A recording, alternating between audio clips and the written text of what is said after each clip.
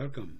My name is Opubo Benebu. As observed in several episodes addressing farming of subsistence farms and farm company production farms, there has been adopted and practiced a farming process which is component-wise effectively configurable and then implemented with automation. However, even the not automable components of the farming process have shown a certain regularity to them. Such aspects, while not automatable, can be performed by a repeating system of a different character or nature. For instance, currently farmers use mechanized machines that sow the seeds as the machines drive through between the farming ridges. However, as has been suggested in an earlier episode, the task can be performed with a machine robots. Then, of course, that implies a human robot could also be deployed where possible to take on the sowing of the seeds. Even so, the cost of implementing humanoid robot and the comparative advantages needs to be considered in order that an informed decision is reached about the choice of robot, be it mechanical robots or humanoid robot. A comparative advantage analysis is made imperative by the complexity of a humanoid robot as opposed to the mechanical robots. Then, of course, the adoption of unifunction mechanical robots would invariably require the adoption of several such robots in order that comprehensive performance obtains. Without much ado, the humanoid robot is clearly much more complex and much more expensive for a farmer, but where cost is not an issue because purchases are made on the basis of capital lease agreements, then the cost can be spread over several years and the farmer therefore may focus on the comparison should readily apply at the decision to opt for a humanoid robot. The unifunction mechanical robots are certainly easier to program to do the repetitive tasks as they are likely to consist of no more than 4 firmware that interface with the robotic system. However, the humanoid robot is more relatable and can at some point in time be even associated with. Therefore, the addressing of these human nature relatable to the farmer supersedes the extra cost of deploying the humanoid robot. Admittedly, then, the sum of the capital investments of the use of several mechanized robots can be totaled and spent instead for the deployment of a single humanoid robot that becomes a permanent farm hand in all regards. Although, admittedly, training the robot for each task of which such participation of a robot is required, of course, would be necessary. A necessary challenge then is the capacity to train the humanoid robot during the interregnum between the sowing season and the harvesting season so as to have the humanoid robot become farm hands for harvesting, and then at the beginning of the next season, train the robot again for the sowing activities. However, the deployment of human robot farm hands is a significant factor in the primary consideration of high productivity investing of farms for food by staving off world hunger. Obviously, while large-scale farms or farm companies clearly enjoy high productivity as a matter of scale of operation, the use of robot farm hands will impact yet still the overall state of high productivity of those farms, far and beyond the currently realized size derivative benefits of economy of scale.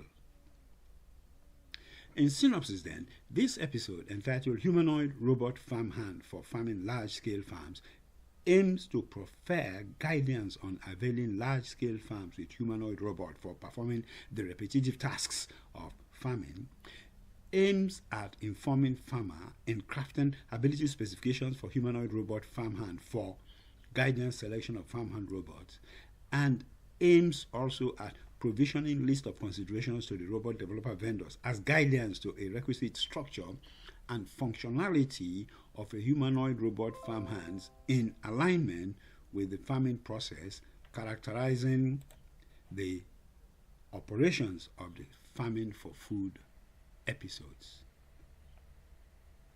The driver rationale guiding the deployment of humanoid robot on farms has the object of evolving a systematized approach to implementing the farming process that has been developed as a routine of farming for food, even for large-scale farms or farm companies. Such implementation is expected to bring about relative higher productivity. However, the deployment of humanoid robots in farms requires that the farmer has the need to craft ability specifications according to the practicing of the farming process, of which the robot must be capable in order to be availed to the farm as a farmer. Of course, this specification also means that developer vendors and leasers of humanoid robots must also ensure that the robots being availed to farmers have the same capacity. Agreed. Implicit in the immediate statement is the admission that the deployment of humanoid robots could obtain in one of two approaches. There could be one company that manufactures and maybe even leases humanoid robots, and there could also be one company that only leases humanoid robots to farms. The fundamental features that a humanoid robot must have include the capacity to move all fingers independently, the capacity for sight based on computer vision, capacity for hearing based on audio processing, and most importantly, vertical erect gait. This set of abilities is deemed fundamental and so must be built in as part of the functional definition of a humanoid robot. Effectively, there would be three means of instructional guide implemented in the robot system. First and foremost, there must be an internalized system by which the robot is given visual instructions as with AI intelligence embedded in an operational cybernetic brain. Secondly, there must be an internalized system by which the robot is given audio instructions as with AI intelligence embedded in an operational cybernetic brain. Thirdly, there must be an instructional panel through which the robot is given a fixed set of instructions by configuration of the inner system. The humanoid robot must also not be colorblind, meaning the robot must be able to distinguish between the colors of red and green. Then comes the basis of comparison of terms on which a farmer gets to deploy a humanoid robot would be determined by the alignment of the performance of the robot with the farming process characteristics of farming for food. So the quality and capacity of the robot in terms of the specifications is extracted from the farming for food process. Such capabilities, needed to state, are implemented by the farmer through the instructional panel. So the panel must be accessible and best placed on the body trunk at the back, somewhere about where the kidney in a human should be situated. The panel design must look like any other instruments panel with controller knobs and buttons to set various performance operating conditions.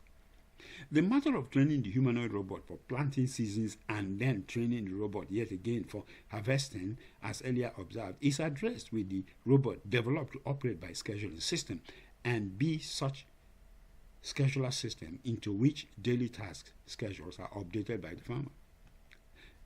Each daily schedule will constitute a mechanistic software of instructions interfaced with the appropriate firmware or device drivers that get executed by the cybernetics brain so the humanoid robot performs as expected. Of course, agreed, the software for the daily task is anticipated to be complex and would have to be customized for each farm, though the structure and design would be the same, as all is by default based on the farming process.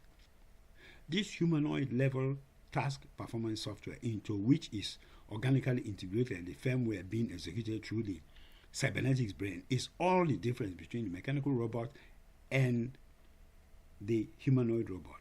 A classic task software is of sowing a seed, for instance, would have the robot take as many steps as necessary and then stop, bend over, make a small dig into the biofertilizer base, pick a seed out of the seed basket and drop it into the hole, cover it up, get up, and then walk as many steps again as directed in the task software, and then repeat until the length of the reach is reached.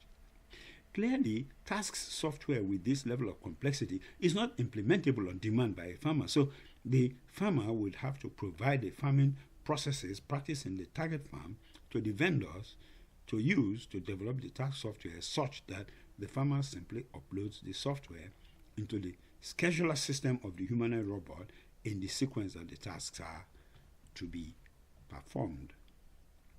Besides the technical specification, there are also the physical appearance specifications that the developer vendors also need attend to for relatability.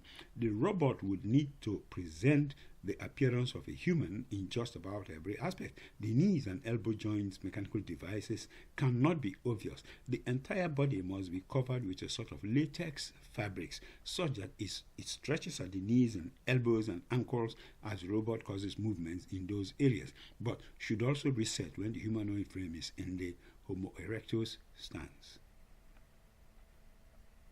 Further, a padding of the body may be necessary to present a reasonably smooth, continuous form such that the mechanical knees and elbows do not so obviously reflect the design constructs. This must be done before the sheathing of the body with the latex fabric, so there is much smoothness to the ordinary view of eyesight. Finally, there are the matters of security concerns, such as attempts at stealing the robot by nefarious human beings, including the competition that may want to just deprive the farmer of the convenience of the robot. This, in this regard, can be addressed with a face recognition software such that only the faces of the farmer's household are stored in the memory of the robot, such that everybody else approaching the robot is resisted.